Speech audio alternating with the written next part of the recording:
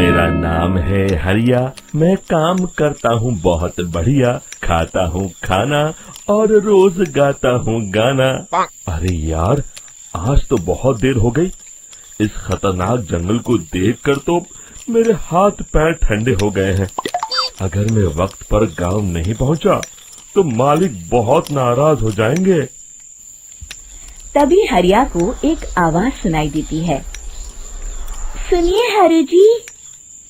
अरे, ये आवाज किसने दी? तभी हरिया को सामने कुछ दूर एक औरत खड़ी दिखाई देती है। अरे भाई, ये औरत अकेली इतनी रात को इस जंगल में क्या कर रही है? चलकर पूछना पड़ेगा। फिर हरिया अपनी बैलगाड़ी उस औरत के सामने लाकर रोक देता है और उससे पूछता है। अरे सुनिए, आप इतनी रात को इस खतरनाक जंगल में अकेली क्या कर रही हैं?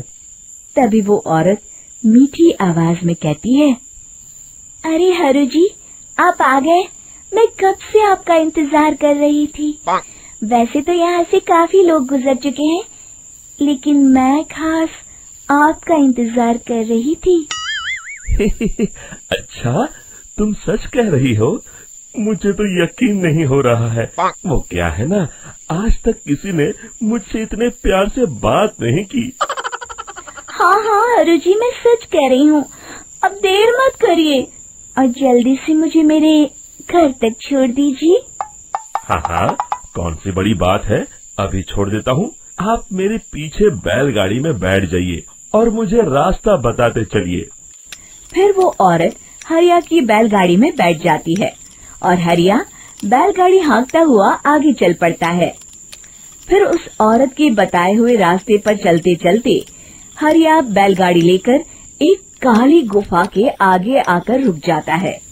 हरिया उस औरत से पूछता है, हाँ देवी जी, आपका घर कहाँ है? यहाँ तो एक गुफा के अलावा और कुछ नहीं है। तभी अचानक वो औरत हवा में उड़ने लगती है। देखते ही देखते उसका सुंदर रूप एक डरावनी चुड़ैल में बदल जाता है और वो जोर जोर से हंसती है। अरे तू तो एक नंबर का बेवकूफ निकला। तू तो बड़ी आसानी से मेरी बातों में आ गया।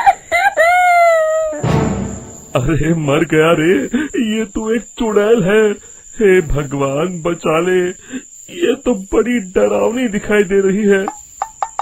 और फिर अगले ही पल हरिया की बैलगाड़ी में रखा सारा सामान हवा में उड़ता हुआ उस काली गुफा के अंदर चला जाता है और वो चुड़ैल भी उस गुफा के अंदर जाकर कहीं गायब हो जाती है। हरिया ये नजारा देख बुरी तरह घबरा और परेशान हो जाता है। अरे, ये चुड़ैल तो मेरा सारा सामान लेकर गुफा में गायब हो गई। अब क्या होगा? अगर मैं गांव खाली हाथ गया तो मालिक मेरी अच्छी खबर लेंगे। मेरी इस बात का कोई यकीन भी नहीं करेगा। फिर आखिर वही हुआ। हरिया के मालिक चंपक सेठ को हरिया की किसी भी बात पर रत्ती भर भी यकीन नहीं हुआ। चंपक सेठ को लगा हरिया झूठ बोल रहा है और उसने ही लालच में आकर सारा सामान हड़प कर लिया है। फिर हरिया को बेईमान समझकर चंपक सेठ उसे काम से निकाल देता है। अगले दिन अपनी दुकान में परेशान बैठा चंपक सेठ गुस्से में बड़बड़ाता है। अरे, दुकान में तो सामान बिल्कुल भी नहीं है। अब मुझे ही शहर जाकर सामान लाना होगा। फिर वो अपनी बैलगाड़ी लेकर शहर चला जाता है। शहर से सामान लेकर जब चंपक सेठ वापस गांव लौट रहा होता है, तभी उसे एक आवाज सुनाई देती है। चंपक जी, ओ चंपक जी। अरे, ये तो कोई मेरा नाम लेकर मुझे पुकार रहा है।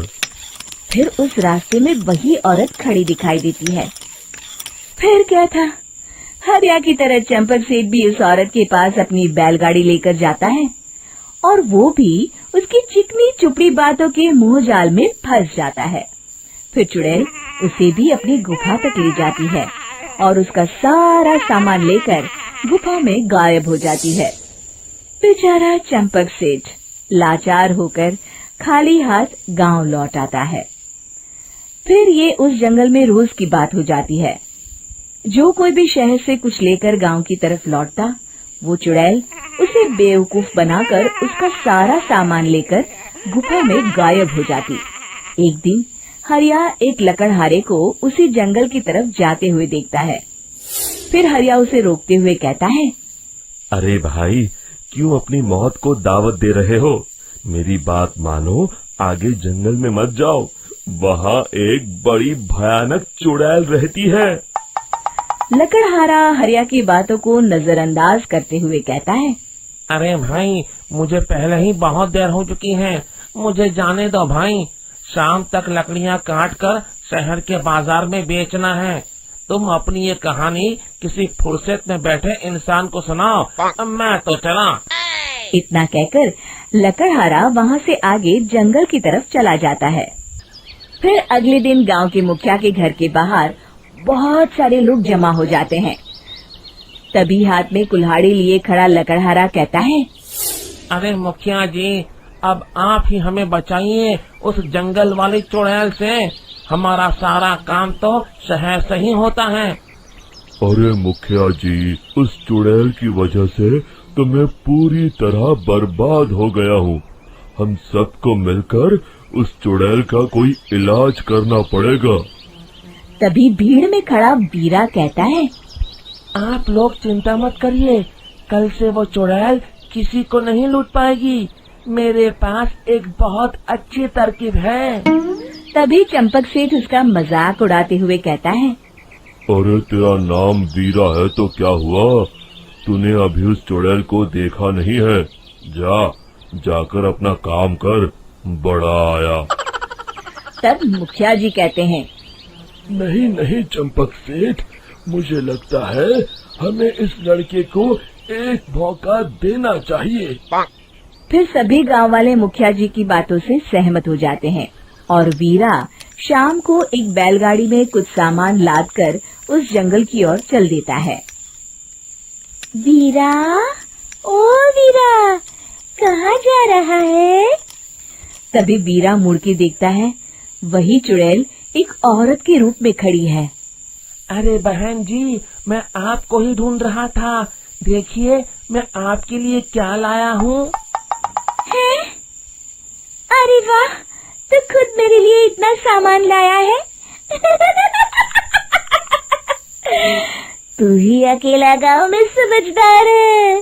जरा देखो, मैं भी खोल के, बड़े भूख लगी है। जैसे ही चुड़ैल उस सामान पर से कपड़ा हटाती है, एक भगवान शिव की तेज रोशनी उसके अंदर मूर्ति से निकलती है और चुड़ैल अपने असली रूप में आकर जलने लगती है। अरे मैं जल रही हूँ, बचाओ! बचाओ! ओम नमः शिवाय, मर गई मैं! देखते ही देखते वो चुड़ैल राख के साथ उड़ जाती है और सभी गांव वाले भी वहां जाते हैं। शिक्षा बुराई पे सदा अच्छाई की ही जीत होती है।